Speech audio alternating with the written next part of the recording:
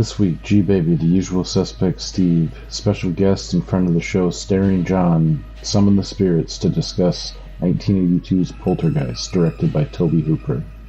Join us as we talk about the practical effects that still hold up, strange circumstances involved in the making of the film, and clown phobia. It's like 10,000 spoons when all you need is a knife. Toot it and boot it. Let's wax this polter-porpoise.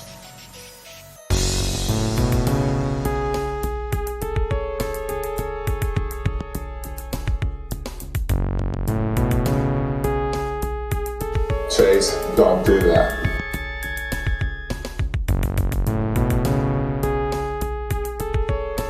You see, we working on his brow chakra. We're just in back of the crown chakra.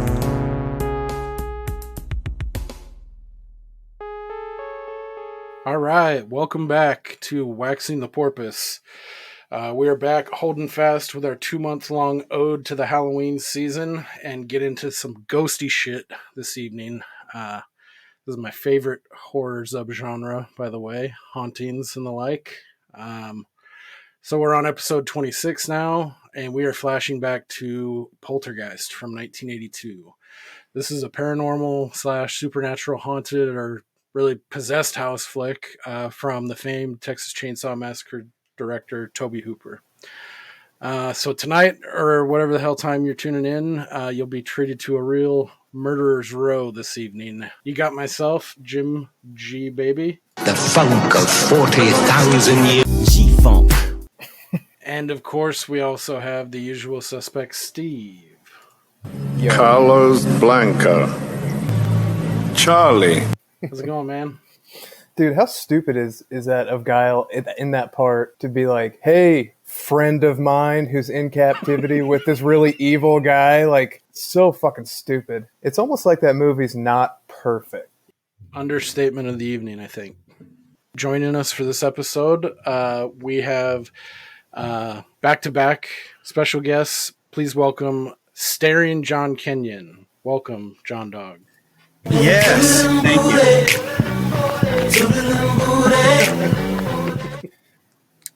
Met my wife to that song. Nice. I didn't even know that. Awesome. Yeah. The dance. I had the dance and it got right into, she just knew what was up, dude. Like, this guy knows how to cut a rug. Yeah. Yeah, pumped to be here, dude. Thank you for having me. Super excited. Yeah, totally. We're glad to have you on, and we appreciate you making the time. I think we're going to have a spirited discussion, pardon the pun. Yes. Yes. So just quick background on who the hell this guy is. Before we get into the main event, we all met at work back in the late aughts, I think. We all about started, and ever since Steve has since left. You and I actually met at John's birthday party, which we alluded to. This is a and weird fucking. That was before I even worked there. But yeah, I remember that party. That was where you got the moniker that I introduced you with, Staring John Kenyon, because you went up for a comedy set at a friend's birthday party, and they printed it wrong on the flyer. Yeah, it's supposed to say Starring John Kenyon, and so Staring John Kenyon kind of. That was the first time. That was the first time I ever did. That's right, because I did a stand-up bit that night. Which I actually missed because I was throwing up in the front fucking yard. Was this the same one where? It was the same one. You were there, the Jersey party. You were there. Yeah. Where our other mutual friend Dick went up and was like, so my mom was killed. Yes. Dude, yeah. I honestly kind of thank God that he went up there and just fucking shit the bed for 5 minutes. Oh my God. Because I could have come up there and done, just shown my ass. And it would have been like, oh, thank God. This is a fucking welcome break. Dude, it was such a funny moment. Everyone's looking around like, did he just say my mom was killed? Like, yeah. We'll have to get him on the show because he is a fucking treasure trove of madness. Yeah, that's stay tuned. That's TBD, but it will happen. Yeah, I'm curious to see what unfolds out of that. Sweet. So yeah, long story short, we've all known each other for about a decade or so, and John's a big. I'd call you a movie buff, right? Yeah, I would agree. Yeah. Yeah, I remember we watched Prometheus in the theater, and that was a good time. Yeah, that was. And sick. then we saw, I think, Spectre. We were both amped for Spectre, and Yep. God, that movie, it kind of bummed me out. Like I thought that was going to be so dope. Yeah, Because it was coming off the same director, Skyfall, and it was coming and off Skyfall that. was godlike. Yeah. Oh yeah, that's probably my favorite, top 2. Like of all Bond. All Bonds. That may be a hot take because I haven't even seen all of the old ones either. So Okay. I guess you could say from like Timothy Dalton on. Sure. That's my favorite for sure. Living Daylights, Dude, I think Timothy Dalton gets the short end of the stick. I think both his flicks were pretty good. Yeah.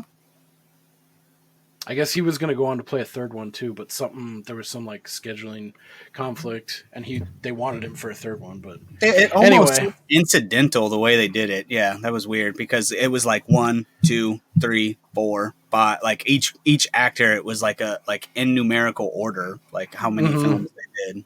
But yeah. Okay, so that's a little bit of background, and then we're talking about 1982's Poltergeist. So before we get into the main course too, we got to see, since this is Steve's first time, what was your impression? Or actually, no. Before that, let's get to John real quick too. I wanted to double check and see. You mentioned you wanted this one out of the slate of films. So what's your history with Poltergeist? Poltergeist is one of the 2 movies that fucked me up as a kid. I watched Poltergeist and It were like recurring nightmares and like just fucking terrible times. And so I have something with that movie where it's just like it obviously did what it was supposed to do. And it because my parents used to put scary movies on all the time and then bitch when we couldn't sleep and fucking that was weird. It's like, what are you thinking? Yeah. But Poltergeist stood out because it was just so fucking creepy, dude. Yeah, totally. So I'm kind of the same way with Poltergeist 2. I watched them out of sequence. I watched 2 first and then the first one, but the second one freaked me out, namely the fucking where the kid with the braces, when he goes into the bathroom and the braces go everywhere. That shit fucking scarred me. But it also, I watched like the old guy. Yeah. No, they introduce him in the second one, the old man in the black suit with the hat that looks like a skeleton. Yeah. Yep. But it did creep. I saw it at a younger age too, and that one definitely creeped me out. Yeah, that was the number one for sure. That one is so with Poltergeist and It, did that give you like an insane clown thing, or were they just both scary? I think the It was the clown thing, obviously, for sure, right? Poltergeist, it was just kind of like fed into that was already there. You know what I mean? And then it was like, oh god, this is already creepy, and now it's here's a fucking clown. Of course, here we go. Let's see what goes on here. Yeah, that clown thing at the end's fucking crazy. Yeah, there's actually there's a similar Are You Afraid of the Dark episode. There's actually 2 clown episodes. Yeah, I think the one that people think of is, I think it's Bozo the clown, the one where the kid steals his nose. But there's one later on in the series, like I think somewhere between the 2nd and 4th season. It's like The Curse of the Crimson Clown, and it's one that's more spindly like at the end of Poltergeist with those like arms and it can extend. It's more similar to that one. I remember watching that one, kind of creeped me out too. Yeah, there was definitely a couple of them. Because I thought there was another one too where it like came to life and it had a big ass head, and like it was like the kid would never clean his room, and the clown was like, "You gotta clean your room, kid," and he'd like come out of the closet. Maybe, I don't know. I just remember those 2 distinctly. Too. And that was definitely the clown thing. That was the clown thing of full effect because it wasn't like a creepy clown, but right, it just gets reiterated back to that. And then just fucked up. Yeah. Have either of you guys seen the It reboots that were made in 2015 and I haven't. 2017 and like 2020? No, I would recommend the first one. reboot is dope from like I think it's 2017. The second one, You didn't like the second one? I wanted to like it, but it just they did too much from, and I'm usually not like a book purist versus movie, but I just feel like they could have done more of the book stuff. Yeah. Just as like I think they maybe freaked out about how big it was and like how like CGI intensive or costly it could have been, but Sure. what they did was like I feel like they could have used those same techniques and what they did and just followed the story of the book. But anyway, we're not talking about it. I would recommend that, Steve. The first one's it's pretty creepy. Yeah. And it's really well done. Okay. Yeah. So what say you? What was your impression of Poltergeist? Yeah, I liked it a lot. I mean, I could tell why it's like a classic. You know, it's definitely got some '80s like corniness to it, but it wasn't, you know, too overwhelming. Definitely creepy as shit. Like even as an adult man watching it, I got chills a few times. Like Jesus, like when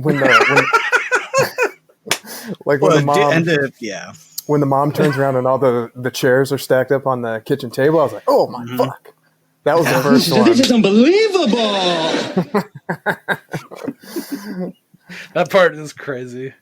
That calls back. That reminds me of Shyamalan. I feel like he's calling back on that in The Sixth Sense when the bitch closes all the shit and she turns around, it's all open.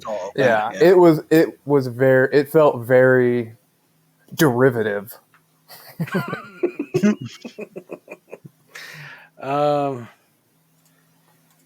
So you liked it. Awesome. Yeah, I liked it a lot. Because I've seen this a ton, and watching it now, I guess call me jaded or I got those calluses. Like this one really hits me. Like I've seen just as scary now, like Goosebumps episodes. Like the R.L. Stine series has gone beyond that. He made like this series called Haunting Hour. That's for like young adults, you know, like middle school kids. And some of those are pretty fucking scary, you know? So, I think for me, I almost put this right up there with E.T. Just kind of like the vibe I get from it. It's kind of like comfort food. And it also, like in hindsight, it's got a lot of similarities in more ways than one to E.T., which we'll get into, not the least of which is that they were released the same year and Spielberg both worked heavily on both films. But, I feel like not just me feeling that way. I feel like there are a lot of similarities to E.T. too, like the film grain, like the kind of the way the story progresses. I think they're both really well done. And so to me, those two films are kind of like linked to me as I've gotten older. And so, but there are some parts that are still legitimately scary. I think the one that gets me the most is the very end, like where, Carol Ann's been gone for a while now, and the mom is like getting laundry, and she goes up to that room and she cracks the door just to see, and it's all that shit. And she immediately she's in tears. She's like, "I'm sorry, dude." That part gets me. It's like, fuck. Yeah. Like if you were living through that and that was real, like what a trip that would fucking be. Oh yeah, the scene too. I think, if you want to start getting into it, like. I feel like they do a good job of showing that too when all the people show up, the workers show up, right? The paranormal people, and they're like, we saw a matchbox, you know, it moved 7 foot across the floor over several hours, of course. And he's just fucking fumbling through his keys. He's like, oh, what? All right. And pops the fucking door open and shit's just going everywhere. Yeah, dude. Like, oh my God. What the fuck is this? And it's like the whole family like they were just such a weird family dynamic, dude. Like from the whole beginning of the movie, like it just totally weirdos, you know. And they're sitting there talking to him. That lady's fucking shaking like crazy, and they're all just like, "Oh, this is a little embarrassing." And it's like, what the fuck? Yeah, I actually liked. I mean, they are a little weird, kind of like hippy dippy family, but I feel like that's what is a service to this movie. Is I think right out of the gate it sets them up like really well. Like I buy them as like warts and all kind of family. Like it's Sure. not like a cookie cutter. Yeah, they live in the suburbs, but like the dad he's like selling real estate and he's twisting up a doobie and he's kind of like the interactions at the beginning. I really like how it kind of draws you into the family and you feel like you get to know them a little bit. Yeah, dude, that's one of the notes I wrote down. The dad just looked like the homie, man. Just a guy you'd be like, go fucking play some golf with. He's standing in the mirror doing the fucking belly thing. Yeah. Like it just seems like a funny dude. You know what I mean? Like, yeah, you're exactly correct on that. Yeah. I think this entire movie could be like a mental breakdown hallucination by the mom. So hear me out for a second. So this is an interesting angle. So the first weird thing is the daughter looking into the TV and like talking, right? And so the mom's like, "What the fuck? Who are you talking to?" Or whatever. Then mom is smoking a joint in bed, and then everything weird starts happening after that. So it could just be like a schizophrenic mental breakdown of the mom after seeing the daughter talking to the TV, and so now she's just freaking the fuck out.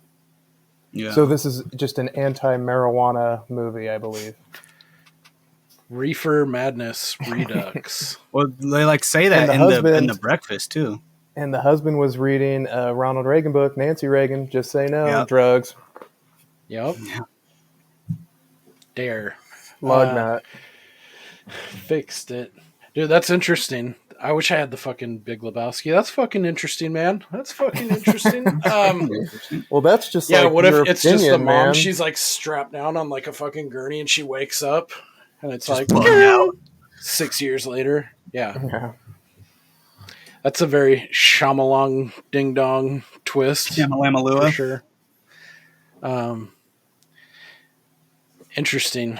Is that you really feel that way, or is that just something fun that you kind of tinkered with in your head? No, I just thought it was a funny, stupid thought. I thought that for about half a Dr. Pepper, I think.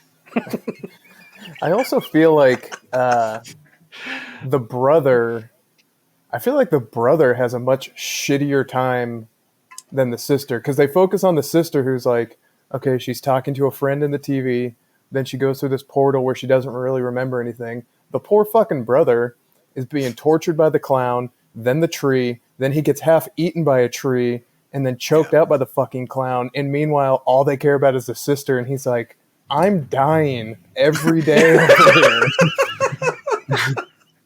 I felt really bad. So fucking annoying, though. God. Yeah. He does get fucked up quite a bit. He takes like the physical and the mental, whereas the parents have the mental thing going on. Right. But we also don't know what kind of horrors Carol Ann was exposed to in The Other Side. Yeah. Yeah. Quotes. She said she didn't remember much, so.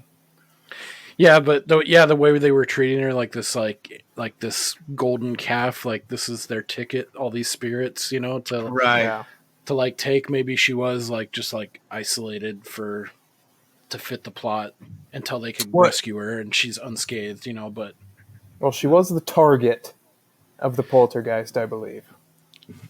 Right. Like her specifically. Saying, when she was in The Other Side, maybe she had it she was just in a holding cell until they finished whatever they were doing to get out of her spirit or whatever. And then, go back to the brother. Yeah, he did get the shit end of the stick, just getting freaked the fuck out. The tree. Dude, the tree part was hardcore, dude.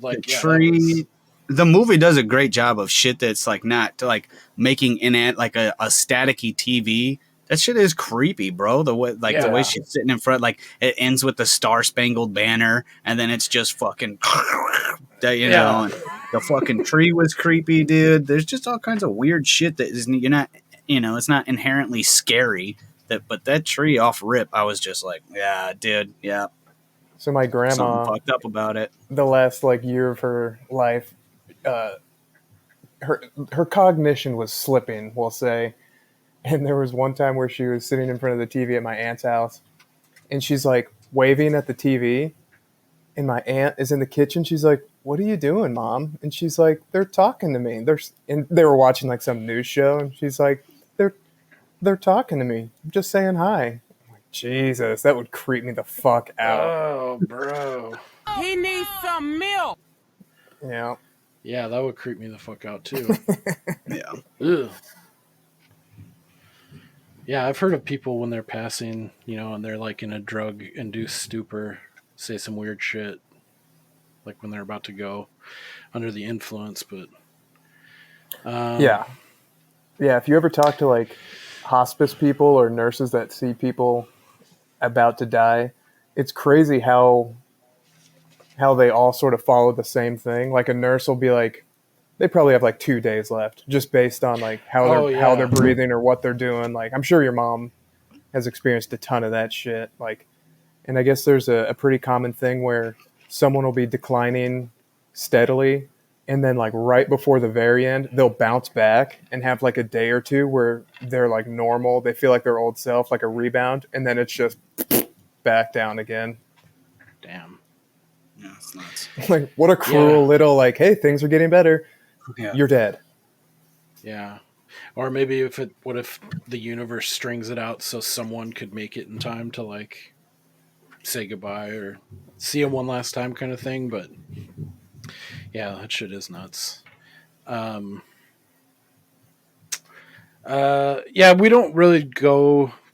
I've been trying to get away from like going beginning to end kind of thing and like really like dissecting it that way. We can just go free for all as we come across stuff. But I guess just to set the tone too, and going back to like getting you invested in the family. Like there's some funny shit that happens too. Like there's a football game on a Sunday, and they tie in this weird thing where like their remote control is like fucked up and it's controlling the neighbor's house.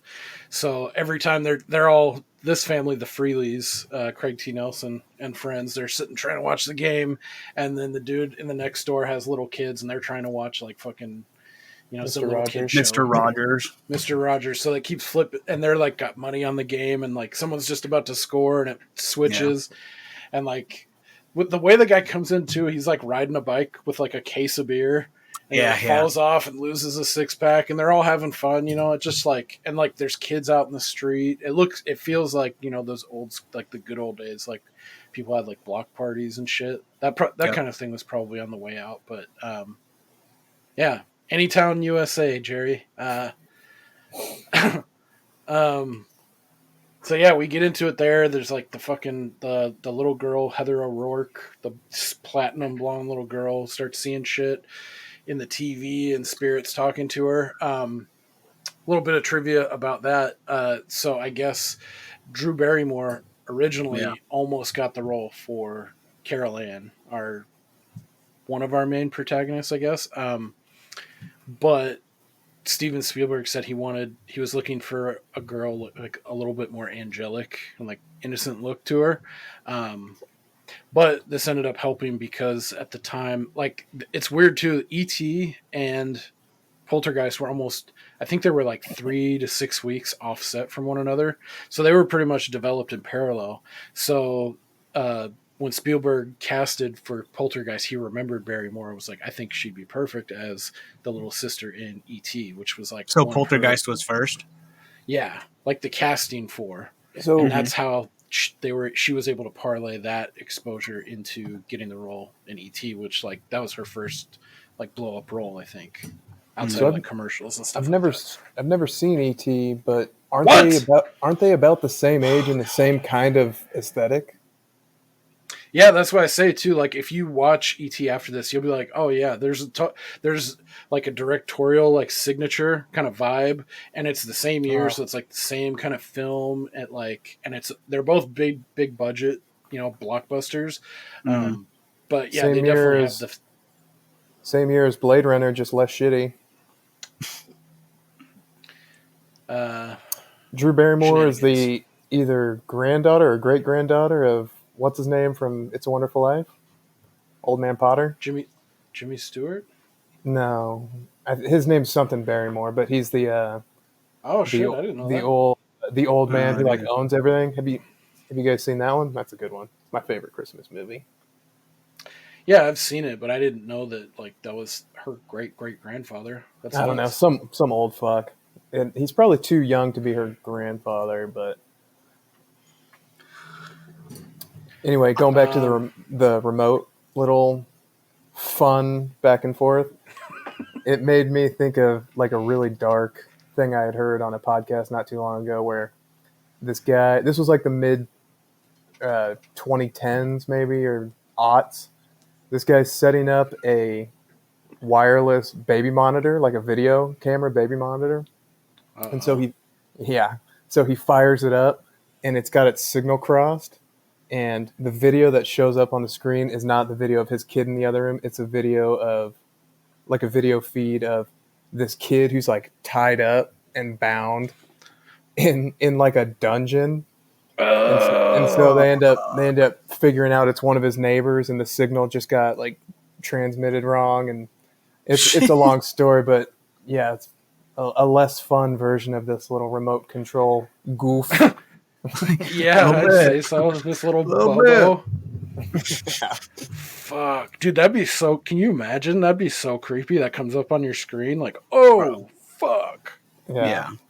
So did that kid end up getting saved? Like, they pinpointed it and was like, okay, we got him. And Yeah. Without going too far into the story, there was sound on the video. And so they were able to hear background music, because when like the dude saw it and he's like, oh fuck, so I'm gonna record this for the cops in case it goes away. So he called the cops, they came over and they could hear music or something playing, so they like put a cup to each one of their walls, like, okay, well, it could be this neighbor over here or this neighbor over here. Heard the music going on over there, went over and were like, can we look around? And they said no, and they're like, well, we're gonna. And so they found the kid, and yeah, crazy thing. Going back to early in the movie and fun little tropes that we like to touch on. yeah. The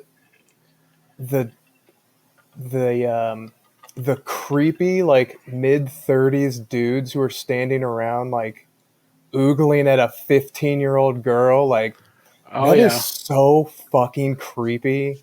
And I can't believe it was so just universal. Really not that long ago, but yeah, it's just such a weird thing that, and even the mom's like, these guys. Right. She just shrugs it off. Well, she was probably She's like, that's my girl. Because what if she fucking flips him off and does like, so, you know what I mean? Like, she's watching her out the window. She sees the shit going on. And she's like, oh, fuck you, fuck you, fuck you. And the mom's like, oh, right. And drinks her coffee and like fucking turns around. Well, if you did you recognize one of those actors, Jim? One of the pool workers? Is it the one who got his head split open later in life? Maybe. Okay. It's Billy from Predator, dude. Oh, shit. That's right. Yeah. Dude. I was trying to place him. I was like, no. Yeah, that's awesome. Yeah, it is crazy, too, because this is a fucking, for all intents and purposes, this is a Spielberg movie. And it's PG. So, yeah, it is crazy. So, like, if that's being put in, like, yeah, that shit was going on like all the time, like catcalling, like any girl between 12 and 18, like didn't matter. Well, and was that the only one who did the math when they said the mom is like 31 and the daughter's 16? Like, whoa, wait a second. So the daughter's mom age apparently. Yeah, it was like exactly in half, right? Because he's like 31, no 32. Yeah, and the daughter's 16. It just seemed like such a weird detail. Like, why would you make her that young? Maybe that was more normal, but to me, it was like, that's distracting. No, it felt pretty intentional. Like the way he kind of stumbles over it and like emphasize, and it's like the first two. You know, to me as I was watching it, because that was the first thing I did when I heard. I was like, wait a second, do the fucking math here. Like, oh shit, yeah. I mean, because these are kids of, like, if they're that age in 82, they're kids of, like, the baby boomers, you know? So maybe that's just them, like, rebelling hardcore in the 70s. Well, and later they mentioned the like, motel, and the daughter's like, I know that place. Yeah. Jeez, you little sloot bag. Yeah. I guess while we're talking about her, too, did you guys do any research into the film, or were aware of this gal's fate after the film? Dude, all of them. Like, it was fucked up. But yeah, her specifically, I did read, but dude, that was some crazy shit. Yeah. But yeah, there's a lot of crazy shit. And the first thing I saw was, I was looking at IMDb and it showed Carol Ann, and I was like, that's a very young picture of her that they still have on there. That's weird. Hopefully that doesn't mean she perished young. And then I opened it and like, yeah, she died at 12. So do you want to go into some of the fucking crazy happenings? Yeah, we can touch on it a little bit. And I know for like, horror fans and like, students of this film, this is all going to be super remedial, but and I don't want to go personally I'm holding myself back because I can go really deep on this, and I don't think I want to do that for right now. But like personally, I always knew Carol Ann, Heather O'Rourke, as like it was like an urban legend bordering on like maybe a little bit more truth to it than that, so not like a true urban legend. But I always heard it was like, yep, she didn't shit for like a week and a half or 2 weeks, and like she died, and like that's like how it had distilled down to me at like 10 years old. And then the older I got, the more I like learned about it. It's like, yeah, kind of. She went in, she had like sepsis, and she had like a really bad blockage, and she didn't shit for like 12 days. But that's not why she died. She was like misdiagnosed, and the rabbit hole I could spin off of that, but I don't really want to. Is that I would just say there's a lot more to that story about how she got that way. That gets pretty dark, and I'm not saying I believe in it or I definitely take it with a grain of salt, but there's like the surface level what you're told, and then people like to say like, oh, the Poltergeist franchise was cursed, and like and she some way was like cursed by dabbling in like disrespecting the spirit world and all these. There's a bunch of other things tied to the film that we'll get into as well, but I remember being younger and thinking like, ooh, that's creepy. That's kind of cool to think about. Like, but as I got older and looked into it, it's like, no, that, I would say this franchise has bad luck for sure. And as much as I want to believe in like that other side and like ghosts and goblins and all that kind of crazy shit, at the end of the day, there's like real things that happen to these people that, looking back on it, I feel like it's kind of disrespectful to their memory, like to exploit like the cursed franchise. It's like try to push tickets kind of thing. Yeah. I mean, it does have a few very unique, super tragic deaths surrounding it. Because what I saw, it was like they think it was some pathogen or something that was in well water that they just didn't find soon enough, and it's crazy because that was 40 years ago or whatever, but just how far medicine has come in the last 40 years, where things that were like a death sentence then, they're like, oh yeah, no, that's no problem. We'll just give you a little whatever. But then, Dominique Dunn, I wasn't super familiar with her story, but I knew about it just because her dad used to always be on, those like cable news shows as like a consultant. Like True TV type stuff, Court TV stuff. Exactly. I think he got his own series later on, but... Yeah, so I was aware that his daughter was murdered, but yeah, what a brutal And it was the same year this movie released. It was in 82 or 83. The year it was like 6 months or something, right? Yeah. Yeah, and then the guy. Yeah, this is her only film credit, I believe. Well, and it's like doubly tragic because the guy, they acquitted him of murder but convicted him of like voluntary manslaughter, so he only served a few years. Yeah, for choking her out at her doorstep. Yeah, that's nuts. It's fucking gross. And then the dude the guy who's working on the pool, who's like eating shit through the window and drinking coffee, he's like, "You make a fine cup of coffee." That guy. Yeah. He got axed in the head later in life. What? Yeah. Shit, I didn't know that. I didn't see that one. Yeah. So, the guy who's like drinking coffee or whatever, in 2009, this guy who was like trying to steal his car, he was an ex-con with a history of mental illness, admitted to killing him with an axe, like just split his fucking head open, and yeah, it's just brutal. Crazy.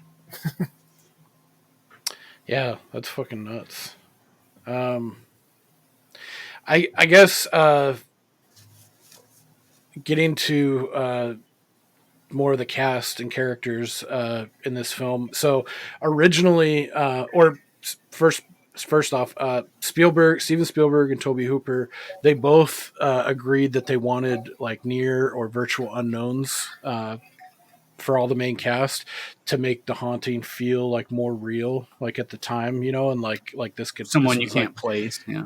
yeah, like this is like, you know, Joe suburban family, like the kind of just like the any man type people in each of these roles, which I thought was cool. Yeah. And it's both the leads for sure. Craig T. Nelson and Joe Beth Williams went on also to have pretty solid careers. I can't think of anyone else other than like Tangina, who played by Zelda Rubinstein. She was in a few other things, but yeah, the That main mom two was smoking hot. Yeah, dude. she's I a was smoke like, show in this movie for sure. beat that thing down. Be a dog. Oh, we're neglecting to mention the most tragic outcome from this movie, which is the television program Coach. You're not a Coach fan? I hated that show. It's all right. It's got its moments. What's his name? What's the side character? Jerry. The big blonde doof. No. The other one. The fast talker. The fucking. You know what I'm talking about? His It's name been escapes so me. long. Dude, My Dick grandpa Dog would used to probably watch that shit a show. Dick Dog would shit a brick if I couldn't remember this guy's name right now, and I can't. But yeah, funny story. My mother-in-law actually, like, she fucking loves Coach, and if you knew her at all, it'd be the most bewildering thing. Like, it bewilders me that's like she likes that show, dude. It's so because it's like sports centric. yeah, and honestly, I can't think like. I feel like most of the scenes are like in his office, and there's like always a blackboard with like plays written on it, and it's a series of like 3 rooms, you know. Are you And thinking of Jerry Van? Are you thinking of Jerry Van Dyke? Yes. Okay. Yeah, he's pretty fucking funny in it. Well, I don't know. yes. I don't know anything about airplanes, but I love the show Wings. Wings is a great show. Have you ever seen Wings, John? It's probably a little No. after or before your time. I kind of caught it on the tail end, but I don't even realize. I just looked up this coach. I never even heard of Coach either. Damn. You're not missing anything, I assure you. It's kind of stamped in my mind, like in the early to mid '90s, the same as like Fresh Prince and like TJIF and all that kind of shit. Like early Boy Meets World, Step by Step. Like I think a Coach in that realm. So picture that, but not funny, and you will have Coach.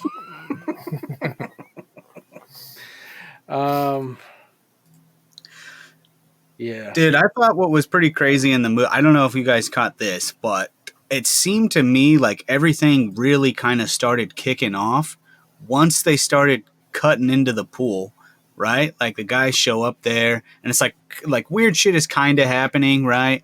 But it's like it really goes all out once they start digging that fucking pool, right? Yeah. It's like they dig the grave for the bird, right? And then shit kind of gets a little weird. Then they start getting into the pool, and then it's bong, we're off, you know? Yeah, I didn't think about that, but you're right.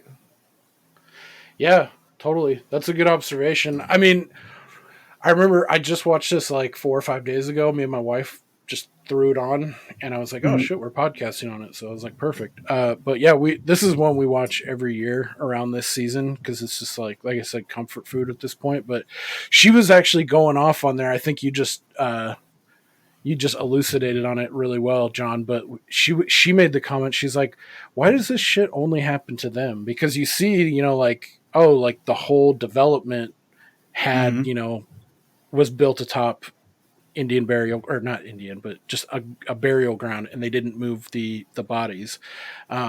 So why isn't this happening everywhere? And I always thought about it. And I was like, oh, well, because it's Carol Ann. And I think you can argue some of that too. But yeah, she was like, because isn't it like like once they got the pool and the skeletons were in the pool and shit, like maybe that disturbed. And I was like, oh fuck, you're right. And I think you hinted at it, or you nailed it better, because when they make a point to like the bird dying and making a burial for it, you know, and like that's like specific, and there is like rumblings, and then it is once they actually actively start working on the pool, that is when shit like starts popping off pretty hardcore. Right. So Could that's kind of funny. We were thinking about that too. Like, why is it? Could it also be that because he said that he basically built that entire neighborhood and they were the first one to move there? So That maybe could that's be it too. Like they have their target on his back because he was the one that sold all those houses there. Yeah, they said like 50%. He was responsible for filling up. Right, the guy's talking. You're our best salesman. 48% of that is your sales. I think it was even higher. I wanted to say it was like 60 or 70%, and that's why he had him up on that hill. Like, take your pick, you know, our next development. Yeah. I'm pretty sure it was in the 40s. But okay. But I think the digging thing makes more sense because it's like you're disturbing the shit, like right. And they make a point of it. Like, there's a whole scene about them trying to like they go to the neighbor, right? Like, hey, is weird shit happening to you? And they're like, no. That scene's hella funny. I like that scene. Yeah. Because I think they had just toked up before, so they were a little loosey goosey. Yeah, they look like they're both just super stoned going over there. Yeah. And that fucking fat kid rolls out and he's like, oh, mosquitoes ever bite you, son? I don't know. Oh, yes. I love that you keyed in on that. That's so awesome. Yeah. Yeah, I love that. The mom, she's like in the background. She's all like she's trying to keep it together and like. Yeah, she like blurts out and it's like a really awkward, like weird. Yeah. But yeah, that is true. Like they go there and he's like, oh shit, everything's fine. Like, fuck off now. Yeah. So yeah, I think all those things together kind of make a nice little stew. Like why, okay, you guys are marked, you know? And another piece that I thought was really interesting after seeing this, like, I don't know, 20 plus times throughout my life, I think. I guess, so this was originally, they were planning on making it a lot darker. So, for instance, Tobe Hooper and Spielberg and his writing team, they wanted to kill Carol Ann in the first act of the film, and then the rest of the movie, she was going to be like a uniting force of the spirits, and she was going to be like the tip of the spear on fucking with the family and haunting them. And there was a bunch of other scenes that never even got filmed that were supposed to be real fucked up, like they were going to go hard R on it. Yeah. Well, I read too that Spielberg was like, no, that like because this was before the PG-13, right? And originally it was rated R. And he went to him and was like, hey, I'm fucking still a Steven Spielberg. I make PG movies. I think that was like a direct quote I read, right? Like just trying to look shit up. And they were like, oh, okay. And so it ends up being PG. I thought I saw something that said PG-13 didn't exist back then, so it was either PG or R. Is that wrong? Or am I thinking of something else? No, it was 1984 when they first instituted PG-13. Your boy, dude. Yep. It's funny that that's the same director too, right? I mean, it's that ends up getting. And the part of that too, I don't know if I'm going to step on you. Jump in anytime you want, but I've kind of known this like word around the campfire is that Tobe Hooper, while he's given the director credit, he wasn't actually like the main driving, like the dynamic creating force of the film. Right. And like we'll go back to E.T. a lot, is like, so these were pretty much filmed in parallel, and I watched like a 30-minute documentary on YouTube from like the 80s, and Steven Spielberg's talking pretty candidly about it too, and he's like he's like, we were towards the end, they were 3 weeks apart in completion of both E.T. and Poltergeist, and he's like, so I'd go and I'd be editing, I'd be doing this thing on Poltergeist, and which gave me greater perspective, and I was able to slow down and think about like this last scene in E.T. and then flip-flop. He'd worked on E.T. and it gave him a different perspective on making Poltergeist. So I thought that was interesting. But so Spielberg came into Poltergeist as the main producer and writer, and he had a team of writers that worked under him. But like through multiple third-party accounts, some of the actors in this film also call it out specifically, like Zelda Rubinstein, who plays Tangina. She actually came out and said of Tobe Hooper, the director, she said he couldn't direct Traffic. And there was a couple other people that kind of were like, yeah, he was like kind of asleep at the wheel. He was like the ultimate yes man. So there's multiple accounts that like Steven Spielberg was actually the main driving force of this film. There was even some controversy toward, like, when it got finished, there was like a like an inquiry put in with like the movie board. I didn't write the note down what it was, but there was like a legitimate like inquiry about like who made the film, who actually deserved the director writing credit, the producer credit, the writing team, all that kind of stuff. And so yeah, a lot of it is, from what I've seen, is that Tobe Hooper was like the guy calling cut, and like anything Spielberg said, I think we should do this, we should make the shot like this, and he's like, okay, cool, do it. Like he was just there and like going through the motions basically. What I read was that it was kind of this thing that got blown out of proportion, because he was saying that he was in the back. They were filming two things, and he was getting the shots in the back, and Spielberg was shooting something in the front, like because he was just there. He happened to be there and was like, oh, perfect, I'll take care of this. You do this up front. And it was that day, media happened to show up and sees Spielberg shooting, and goes, oh, well, he's fucking directing it. And he's like, and it just fucking spiraled out of control there. But then at the end of that article, it also talks about Zelda, same thing, her saying, it's like, well, but she also states that, no, Spielberg was the director. So I was like, oh, shit. Yeah. It's like a pick your choice kind of thing, you know? Yeah. And I mean, I don't want to downplay Tobe Hooper. I mean, I like him as a director. He's done a lot of great things. I mean, obviously, number one, Texas Chainsaw Massacre, that was all him. That was his baby. Right. And I mean, he's done a few other things, but honestly, outside of Poltergeist and Texas Chainsaw, he was never able to like conjure that same kind of magic. He's done another film called Life Force that's really fucking crazy. It's got space vampires, like it's super fucking weird, but I'd probably say that's his next closest one in terms of like caliber of film and like how much it made. But up Steve's alley. Yeah, I mean, if you go back to and look at E.T., it feels very much like this is a Spielberg film. Like this is Jaws in a house. This is like, it's got the DNA of E.T. all over it. So honestly, I don't give a shit. I just think it's interesting that like those two dudes, they didn't clash openly. They didn't have a big, huge beef like it would probably be nowadays if that kind of dynamic were to exist. And who knows, maybe he did direct the shit out of the film and it's just out of context. But when was Texas Chainsaw? Fuck, I think that was quite a bit older. I want to say it was 74. Okay. Because I mean that it's not like 74. When that came out, that wasn't, you know what I mean? I don't think that movie grew into popularity, right? I mean, it was pretty, from release, it was a big thing, right? Yeah, it was like this.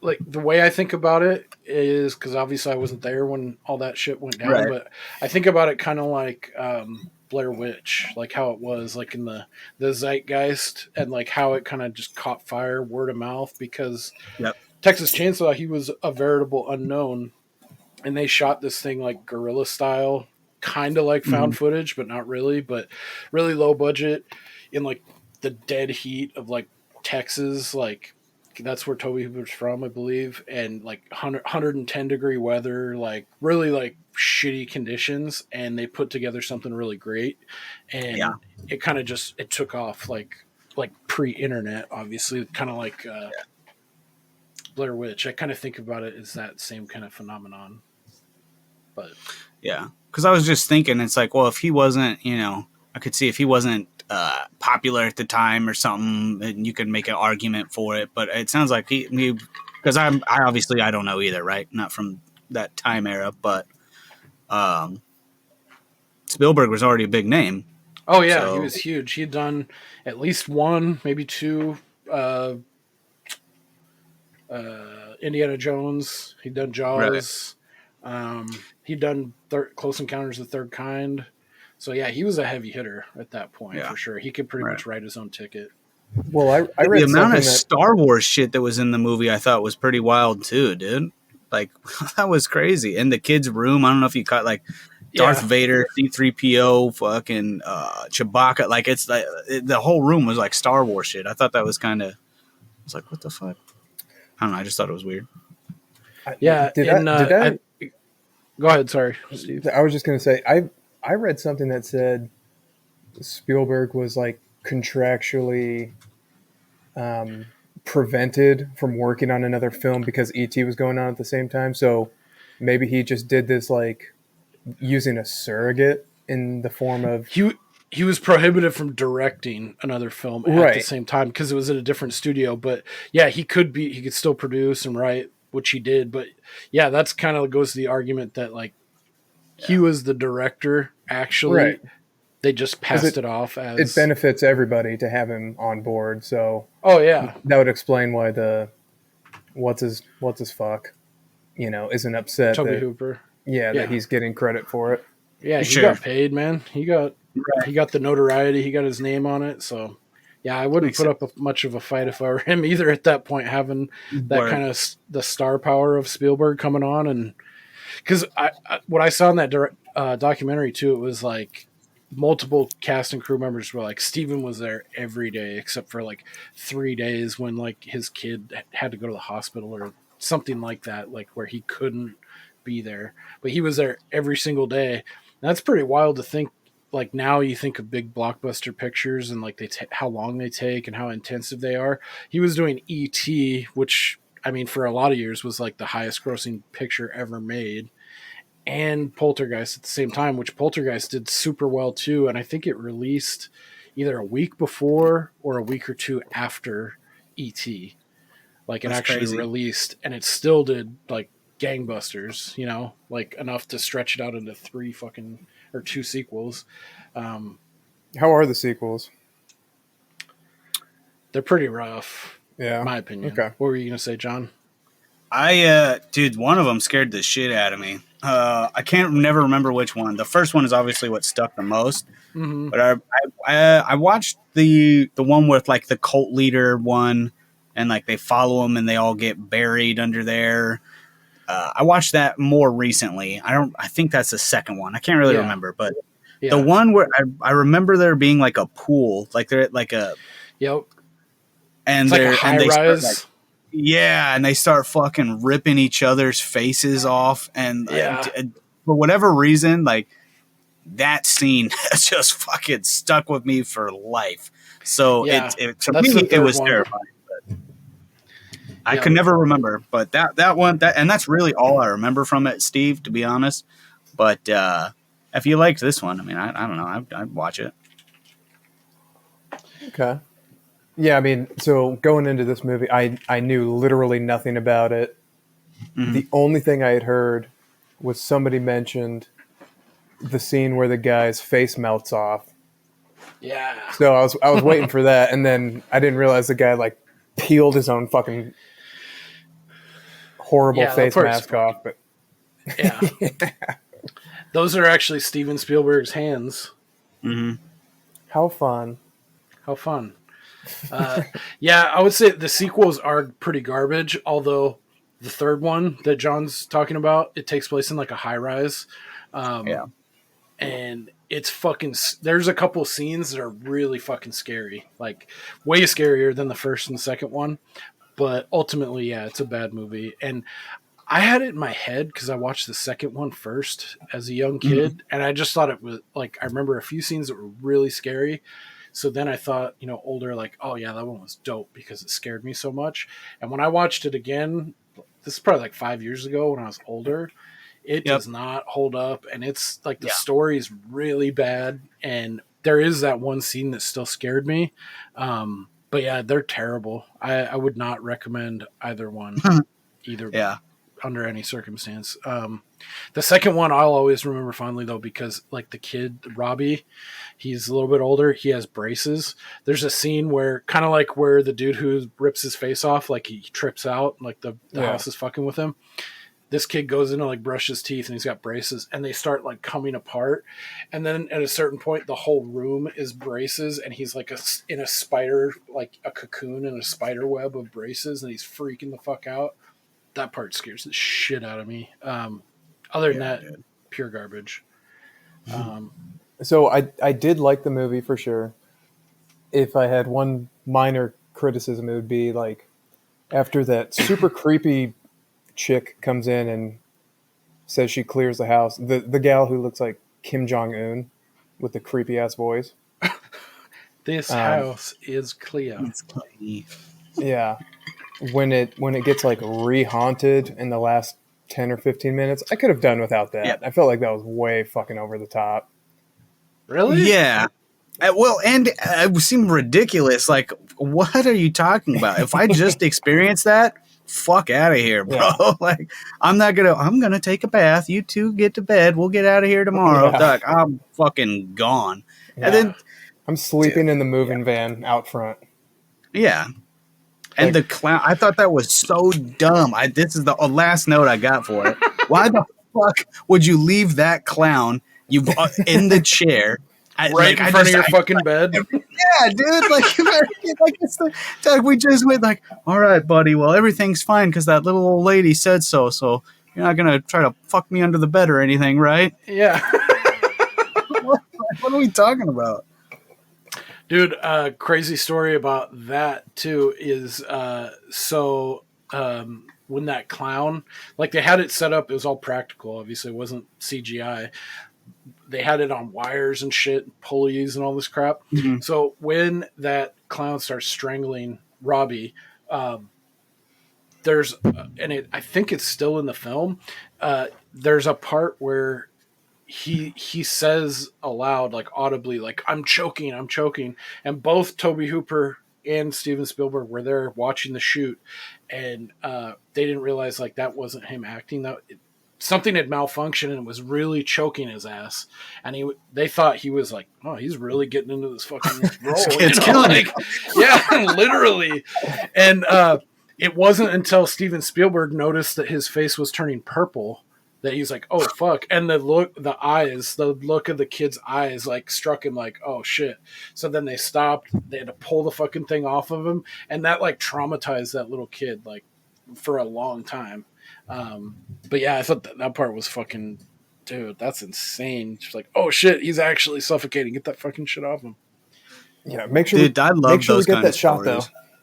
though. Yeah. Yeah. Totally. Yeah, that's some good copy here. Yeah, that would scar me from acting for sure if I was that little kid. Fuck this. Dude, figuring out how things were shot when I watch, like, I don't know, like, I think the first time I watched a director's commentary on something, like, for a long time, I was always like, fucking psychopaths, who watches that shit? Mm-hmm. And then I watched the Alien one, and that shit is so good, bro. Yeah. And hearing the way that they talk about, like, oh, we shot like this or that, and it made me think immediately in the end with the house, when the house gets sucked in, right? Yes. So that was a miniature, right? It was like 6 foot wide or something like that is how it was built up. And they had like just chains, like everything hooked up to it so that they could pull it through a funnel. And so that last shot is that it's like a miniature of this house that's being pulled in through a funnel. And that's how they get it all to like close in and look. It's a great shot. And at the time I was, I was like, well, I don't know how fucking, how effects were at that time, but that shit looks really good. Yeah. And it's because of, that's how they did it. Same thing with the tree. Like when the tree was swallowing him, I guess the way that actually is it was actually spitting him out. And then they filmed reverse it in it. reverse. So like he's getting, but dude, that shit is interesting to me. I love that shit. Yeah, I actually, just by luck, I found one specific. It was filmed back in the 80s, like alongside the film, like behind the scenes, and they were talking to different cast and crew and everything, and they went into detail on the house getting sucked in. They actually had I don't know what the fuck it was, or if they made it just for the film, but it was an industrial strength vacuum collection system, which was that funnel. And to get the effect, like they did weird shit with the cameras. They like slowed them down and like sped one up, and then they turned that fucker on to start sucking, and right at the same time they had two crew members go on either side and fucking blast it with pump action shotguns. So that's and then they tweaked the effect, but that's the effect of the house crumpling and then getting sucked in on itself, was from them doing all that onto a miniature, which I thought, dude, that's fucking badass. Because now you just like CGI that and it would look fucking garbage, Right, exactly. Yeah. So, yeah, I think the CGI or the effects in this film, I think still hold up. There's some portal shit looks a little funky. There's a couple that are. Yeah, I'll give you. There's a hand couple coming out of the television. I thought was really good. Like that was my first thought. Like at the time, I was like, the fucking mist, the like green mist, as it's like floating around, and it hits into the wall. Watching it with eyes now, right? But I was like, man, this shit, it doesn't look bad. You know what I mean? Yeah, and I try not to judge things too much with modern eyes. You got to look at it for what it was at the time, and yeah. But yeah, for sure. I know that butthole looking hole at the end for sure was kind of weird. Yeah, some of that portal shit was like obviously doesn't hold up because I feel like today, like there's still some stuff that lends itself better to CGI, and there's still some people too that go with practical effects. And like it's funny, I always make fun of my wife because she's like a practical effects purist. So whenever she sees something like that could have been done practically, she's just like, fucking green screen. I'm just like, get the fuck out of here. Yeah. But fucking great cheat codes. Cheat codes, literature, dog. But yeah, like the scene where Jo Beth Williams, the wife, is fucking going like up and around the room and being like, they built like a full on, now I think they call them like gimbals, but before they like built that room on this like huge ass, they pulled back and it's this big ass soundstage and they're fucking rotating the fucking thing. Like that's pretty badass. Is that the hallway? No, that's the scene where where she's like kind of getting sucked up the wall, and then word, and it's rotating, and then also the scene too where they're all hanging on towards the end. They're hanging on for dear life, and everything's getting sucked into that closet in that bedroom. Dude, they had like, that was, Heather O'Rourke said that was the scariest part of the whole shoot, when she's hanging onto the end of that bed frame, because they had like fucking 6 or 7 of these big ass industrial fucking mega fans that were just blowing all of that shit in there. Like, and she said that was the part that freaked her out the most. Like they had her on a safety harness and everything that they scrubbed out later. But yeah, I could see that being freaky as hell too. Yeah. Like what if this snaps and I get sucked into this room? Like, I like, to me that's one part that makes this film, like, I think it still is creepy and there's some scary parts, and but I think the effects hold up really well. Just to touch too on a couple more of those effects, how they did it that I thought were super interesting. Where so like the when the wife starts like, freaking out about the chairs and stuff and can't wait for her husband to come home, like, look what it's doing. Like they built that on a set and they put like a wire. I mean, seeing behind the curtain, it doesn't seem like, oh, that's how they did it. They put a wire under the chair and they cut underneath that floor where they're filming, and they just pulled it across the wire. But for instance, like the chairs, like how they were like around the table and then they're all assembled upside down into this like perfect symmetry. Pyramid. Yeah. Yeah.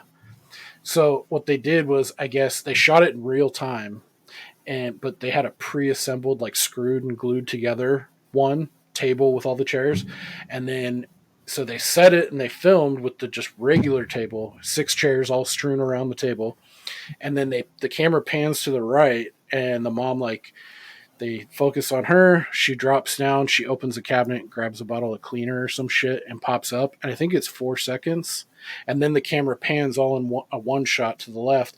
So they had 6 guys waiting, like at various points out on the left-hand side of the shot. And then they had 2 guys that were ready holding either end of the fully assembled table. So they had it all choreographed. So as soon as she turns and the camera starts turning, the 6 guys come in, grab all the chairs and the table, book it out, like huck the shit across the room, and then the 2 dudes come in with the fully assembled table, boom, and then they dive out of the way right as the camera's coming back to the left, and she's all, oh shit, like, and it's all assembled. So that's they. I mean, looking behind the curtain, it's like, fuck, they really just swapped them and did it super fast, but the effect, like, it's so smooth and seamless that it's like it grabs you, It's a fact that was like one take too. I read. That oh, it was really? Just like, they just banged it out. Just boom, first try. Pop. Yeah, that's awesome. Because, like, thinking about the logistics of that, like, you could see that, like, going on 20, 30 takes, trying to, like, get it just perfect, like, for sure. Up, like, a whole day or 2 of filming. Why does a family of 5 have 6 chairs? Just to have an extra if you have company. Dude. For guests. Some people like having people over, Steve. I don't understand that. Dude, there's a funny comedian. You may have heard of him. I think is Sebastian Maniscalco. Is that what his name is? Maniscalco. Maniscalco. Yep. He has a funny bit about, like, remember when you had company? Like, you get a knock at the door?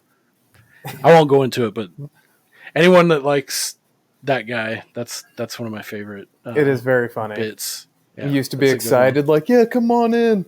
And now when you hear go get some coffee, bring the coffee in here. Come bring the Now you hear a knock at the door, you're like, nobody move. Yeah. Peering behind the windows. Who the fuck is it? Yeah. All right. Oh, I got a couple of other cool things that I was about the making of the film. So the stake crawling across, that was the same thing as the chair. They cut a little narrow channel in the tile of the counter, and they just they ran a wire through, and there was a guy off screen just pulling it slowly off to the wire, and then they put like a squib to make it like a super gentle one to make it like pop out, like when the steak's moving on the fucking counter. I thought that was dope. That was probably the scenes that freaked me out the most, like that part. Like the dude's like, oh, I'm fucking hungry, I'm about to grub down a steak, and it's all getting weird, and then the maggot chicken. Oh yeah. Ugh. Shit was nuts. I like later on too how they're like, whatever his face won't be joining us. Yeah. He's like, I'm getting the fuck out of Dodge, man. One thing too, I noticed this time, I always forget it no matter how many times I watch it. Like when when Tangina comes in and it's like, everything's cool. Like it always lulls me into a false sense of security. No matter how many times I see it, I'm like, oh yeah, okay. And it's like, happy ending, and then it pops off again. I always forget. I don't know why, but I actually like, at least on this watch, I like that it actually pushes forward and doesn't end right there. But it sounds like you two guys are not. It drags out a little too long. Not necessarily that it drags out or didn't like it. It was just fucking dumb. Like it's like nobody's doing that. Like I feel like anybody else is just getting the fuck out of there. Yeah, like that's my thought process behind it. Like just because this lady said, "Yo, it's all good." Like we just watched people come through the fucking roof. Skullhead came out of this closet. Like. I'm not staying here. Like, that's part of where the sequels come into play, and they kind of rewrite like what's going on, because the sequel is like, kind of like similar to I think it's Insidious. It's either Insidious or Sinister, they're like, oh yeah, it wasn't the house, it's you. Like the spirits are binded to you, so no matter where you go, it's going to come back and fuck with you. And Sure. that's pretty much what happens. That's part 2 and part 3. So Yeah. I do like at the very end though, like when they go in, they get the hotel, and the fucking dad's like, get this fucking TV out of here. Yeah. Like, Yeah, dude. that was like the perfect bow to put on it, I feel like. But Yeah, I thought so too. That was a really Fun piece of trivia for that too. The Holiday Inn sign says Dr. Fantasy and Friends, which was one of the producers on the show. It was a magic show that he does in real life, and that is Frank, and that's his magic show. damn, Dr. Fantasy and Friends. nice. That's fun. That's a nice Yeah, little Easter egg. I guess he does it at the end of every rap. Oh, sweet. Well, there's 2 more things. Not to belabor this, I know we're getting to land the plane here, but one thing I thought was interesting too is so in the film, you know, the big, and one of my favorite parts too is when there's a hint of it before, when the land developer is talking to Craig T. Nelson. He's like, yeah, you're their best salesman. You got the pick of, you know, our new development. What about a bay window right here? And then to the back of them is all those graveyards and that huge ass cemetery. And he's like, well, what about all this stuff? You got to make room for this, don't you? And he's like, well, we've done it before. Cuesta Verde, all down there. And so that's the first hint. Like, he's like, he assumes like, oh, he dug up all the bodies, moved the headstones, and fucking transported them somewhere else. But that's the key. It comes back to that at the end when shit really starts popping off. Like, it's like a spectacle. Everyone's out there. The land developer pulls up because I'm sure he hears, hey, there's some weird shit going on down at Cuesta Verde. He comes out, and then one of my favorite parts is when Craig T. Nelson fucking braces him, grabs him, and he's like, and he finally beats out of them basically that they just moved the gravestones, they didn't move the bodies. And then he's just like, you moved the headstones, you didn't move the bodies. Yeah. Like, why? That whole part, that was so dope. Yeah. But so in this film, the scene where Joe Beth Williams is in the fucking swimming pool and then the fucking skeletons start coming up, they actually filmed with real skeletons.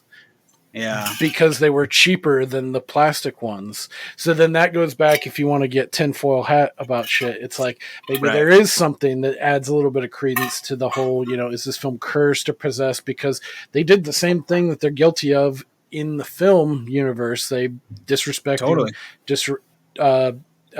desecrating the bodies and the spirits of these lost ones. So and how that's kind of an interesting laws against that. You know what I mean? Yeah, and like, because I read that online too. And also that, like, what the fuck? Like, that's a plastic crazy. skeleton versus I'm gonna buy somebody's actual skeleton. Human remains. Like, I don't know. That seems like, but that for sure is part of why. I mean, absolutely. If there's some weird shit going on with all these people, I could believe like. That alone of we just threw some fucking real people's bodies down there and had them rolling around with them. Like, yeah, dog, some weird shit's probably gonna happen to you. Yeah, and you deserve it. That's at least some kind of bad juju. Yeah, that is fucked up. Yeah, so I thought that was kind of like 10,000 spoons when all you need is a knife, isn't it? Wow, good one. Yeah.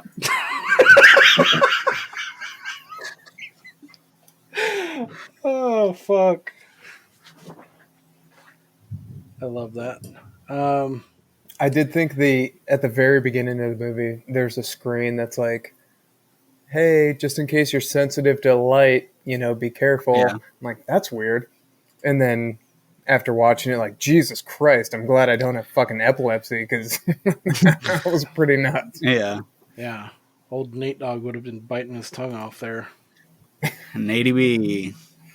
All right. Oh yeah, fun fact for you too, Steve. Do you know who this film was scored by?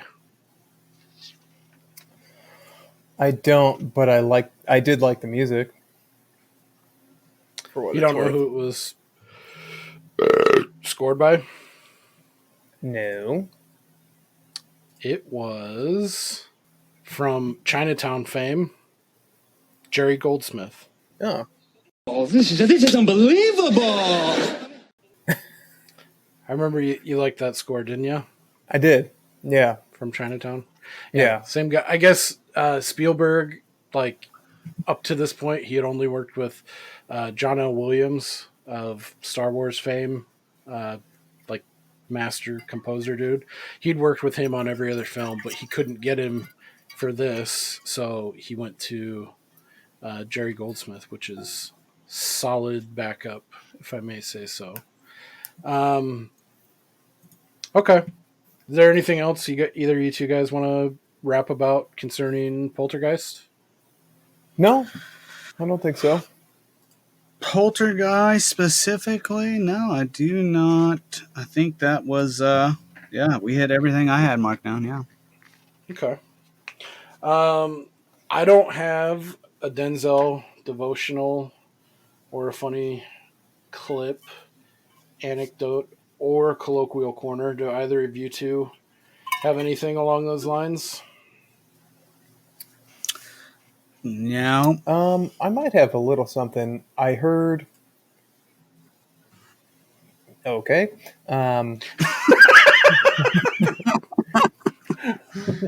This might just be for Jim specifically, but I heard coke, like pure cocaine, the other day referred to as fish scale. Oh, yeah, I've heard that before. Okay. I've Peruvian only ever fish scale. I've only ever heard it referred to in like Young Jeezy lyrics that I didn't understand it was referring to cocaine. So what you talking about? Finish it. Finish it. I reckon you better suck these balls. Dude, what's the other one? Inside's peanut butter, or outside's, what is that? Red paint. Inside's peanut butter. I almost prepared a Young Jeezy like trivia, finish the lyric for you, but a problematic one. Yeah, but then I kind of gave up on it because I don't know how many people give a shit. But it's probably for the best. Outside fish sticks. Inside's tartar sauce. Yep. I reckon you better suck these balls. All right, so that's it for Poltergeist. I meant to ask this last episode and I didn't. Since we're in our 2-month ode to Halloween, are you guys pretty big into the Halloween spirit in general, and or nope? Do you do I'm not a child anything for it? Nah, pretty. No. It's just, dude. It's funny because I was thinking about it earlier. I fucking hate scary movies. You know, I have ones that I've watched as a kid, and I was terrified that I was never going to get to make it on the podcast because me and G Baby had talked about what if I was to come on, we would do Cool Hand Luke. Right. Cool Hand Luke is one of my favorite movies of all time, and Steve has seen 3 movies in his fucking lifetime. Yeah. One of them happened to be Cool Hand Luke, and he just shit all over so it. Bad. It's enraging, right? Absolutely You're enraging. on drugs. And then he's like, "Hey, man, you want to come do scary movies?" And I was like, "Fuck, I guess, dude." But thankfully, that's why. Dude, it was that was super good. That was awesome. But I have no idea how you cannot like Cool Hand Luke. It's absolutely mind blowing. Yeah, it is. It is mind boggling. We'll have to have you back on for one. I think a good one would be, and I think this would be right up your alley too, John. Is have you ever seen McCabe and Miss Miller from 1971, starring Warren Beatty, and Julie Christie? Fucking Staring. Awesome. Yeah. It's awesome. Okay, yeah, Not in fuck this, yeah, dude. not in the same way Cool Hand Luke is. I mean, it's an older film, so it has that going for it. But it's definitely it's an under the radar, like kind of quirky, but it's like a western, but not. Uh, it's a great film. I'd never seen it before. My father-in-law, we used to go over to his house and make dinner, and he'd pick an old movie, and like that's how Right. I saw like The Dirty Dozen for the first time, which fucking awesome. All these old movies that are like classics that are a blind Yeah. spot to me, he put on, one of which was McCabe and Miss Miller, and it's fucking awesome. It's like it immediately shot to like top 5, like right off the Oh, bat. word. So it's a great film. I think that would be a really good one that kind of meets in the middle of all of our tastes, and I think would be a good discussion too. Yeah, we'll have to get you back on for something that's not horror centric, but yeah, I know. I remember you told me some crazy stories like of like nightmares, or like one in particular that you told me, which would lend to someone being averse to horror films. Dude, yeah. I think it's just because I can watch a movie once, and for whatever reason, I just have like it's not a photographic memory, but I can just remember shit super vivid and well, and so it's like most movies I watch just get stuck with me. So when it's shit like this, it's just like that shit is like it's just stuck with me now. But Yeah, and all you remember it's are like the instant scariest recall. parts, and like, oh fuck, Right. yeah. Yeah. But yeah, it's dope. It's yeah, it's cool, dude. I think Poltergeist is a good happy medium, because it's For like sure. it's scary, but it's not so scary that like you don't ever want to watch it again, or you can't even introduce like. I think this is a good kind of like intro to horror. Yep. Yep. Um, and it's not going to hurt anything. Like if you watch it with a kid who's like, I'd say probably like 10 or 12 could probably handle this. Yep. And then if it gets them into horror, or like more kind of spooky stuff like that, then great. And if not, then they're not fucking scarred for life. Like at Right. least I think. I think there's a lot more. I watched fucking Candyman when I was like 10 or 11, and it fucking freaked me the hell out. I didn't get into like horror, like more of that genre, until like pretty ultra recently. But over the years, like it took me a long time to get back into it, because I was always like, who would want to feel that way? Like I'd rather Word. watch a cool action film or a comedy, or like it's like, wait, I'm spending my precious free time to fucking be scared and feel that way. But it's kind of like how I've gotten older and I'm like getting more into spicy shit. That's kind of the analogy. It's like I love spicy shit now, and like now I really like that effect that you get from horror films. Being scared Yeah. like that. So,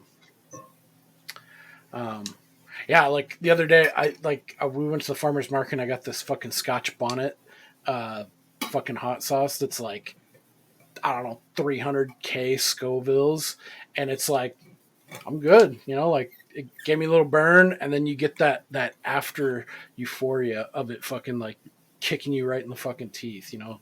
I don't know. Oh yeah. That's the two things I think about are like spicy ass food and horror, and like ratcheting it up. And Yeah, I it's wonder like if a- it's like It's like a one of those things where you're chasing the desensitization and dragon. a tolerance. Yeah, totally. But I feel like I've hit my limit with certain horror films, and where I know I'm like, okay, that's the line. Like, Right. Yeah. and I think pretty much it's like torture porn subgenre Right. of horror. It's like, that's not really doing it for me. I always go back to like this kind of shit, like hauntings, possession, ghost shit. That's like I've kind of funneled it down to like that's my favorite shit. Like Sure. a good balance of scary, and I enjoy it, and it doesn't teeter into either line. Like, oh, this is fucking soft shit, or this is like fucking gross. I don't want to watch this. Sure. So For me, it's like Friday the 13th and like Nightmare on Elm Street, like shit like that. It's, like I can do that kind of stuff. Like same thing with It. Like that's why I was able to do It. But shit that's like possession and demon shit, like I'm cool. I'm good. dude, I love that shit, man. I know you do. I did watch The Exorcism of Emily Rose. Have you ever seen that? Yep, Dude, bro. I think one. that was probably when I hit. That was the line where it was like, yeah, nope, done. Cool. Yeah. What? Yep. And that's crazy. Shit. I think that one's That's PG-13 too. and I think that one is based on somewhat true events. Quote unquote Right. true events. Yeah. Yeah. I think that's part of it that feeds into the scare factor when I watched it. For sure. I think it was that film and The Conjuring where like the next day I think in the immediate aftermath of watching it and then like early the next day, I did have like legitimate thoughts of like church and religion and like getting cleansed or something. Like honestly, dude. Yep. Dude, The Conjuring Fucking A right, dude. freaked me out. Like, dude, I knew I was cool off The Conjuring. I was like, no. That's the one where I grabbed shirt. Oh shit! Pop! It like did that. You know those scenes where people stage like a fucking an airbag, and people sit down and the airbag blows them up. I did one of those in The Conjuring. Straight up, dude. Not. That's a little bit of an exaggeration, but my ass became lifted off my seat for sure. Yeah. And I remember like laying down, like staring up at the blackness of night, like, oh fuck, like I need to get myself to church. Dude, and people that like scary movies, like they try to sell you and push that shit out. Like I will never forget, someone was like, "Oh, you don't like scary movies? Oh, dude, you got to check out Hereditary." Oh yeah, like, totally. Yeah. No, nope, definitely not, dude. Like it's just like, yeah, it's funny to me. Scary movie people are they're crazy sometimes, dude. Yeah, they can be for sure. And Hereditary is that is a good film. It is scary as shit though. Yeah. Have you seen Hereditary, Steve? Nope. Dude. Don't do it, dude. It's fucking good, man. Don't do it, dude. It's really good. No. Getting some really conflicting messages here. All right. Well, so you guys pretty much no Halloween spirit here outside of me. Yep. No. All right. Nope. I'm an adult. Okay. I love the season, and I think it helps too when you have kids or like I have niece and nephew who are big into it. Like I think when we got together, it was right before Halloween. We got together in like August, and so I got introduced to my niece and nephew. They were all big into like trick-or-treating and Halloween and that kind of shit. So that definitely, like, this is around like 2013-ish. Definitely like rekindled the fire. I always had fond memories of Halloween of like trick-or-treating and like getting into shit and like egging houses and like, you know, TPing people's, like, just, it felt like another level of freedom. Like when you're that young, you have this really narrow band of life where you can be a shithead and get away with it, kind of thing. Right. I think that there's a heavy nostalgia factor at play there for me too. But yeah, now having kids and stuff, it's easy. It's fun to like get back into that. Like we went all out on our fucking front yard, and like I cut out a fucking Ecto-1 thing out of plywood with my jigsaw, and we have that up in the front yard. And like, I think every year we're just going to kind of add to it and be those fucking people. So, hell yeah. That's where I'm at in life. Hillbillies. That's what that's called. You guys are a bunch of hillbillies. All right. Well, that's going to do it. Wrap it up. Let's let John do some plugs. Yes. So, John, Staring John, take us out here. Where else can we find you? What else you got going on? Yeah, totally. So my big thing that I enjoy doing, I actually stream retro games on the Twitch. So twitch.tv/kinetic_onslaught, ONSLOT. Tuesdays, Thursdays, Sundays, 5:30 p.m. Pacific Standard Time. Come on by, play all kinds of just retro games, have a good time, talk shit, discuss things like this. You know what I mean? On the Twitter, same thing, @kinetic_onslaught. Give me a follow. Can you put a link in the whatever? Absolutely. Fucking cheat codes. We will. Cheat code. Yeah, we'll throw out your handle in the socials, and in the show notes we'll include your Twitch stream. Check John out. He's got it all when it comes to like fighting games, like the retro, like speed runs and stuff. I know you're big on that kind of thing. Love it. It's a good time. Check them out. And I think we'll definitely have you back on for sure. I'll make sure we're not in spooky Halloween Ode to Horror month. Annie's a little cutie pie. Get in line, right? What? He's spoken for. Yeah, I really appreciate you guys having me on for real. It's I know we got a history, and it's cool just to shoot the shit and to get an opportunity to get together and discuss shit like this. So I really do appreciate it. Had a great time. Thank you very much. It was good to have you, dude. Yeah, totally. Yep.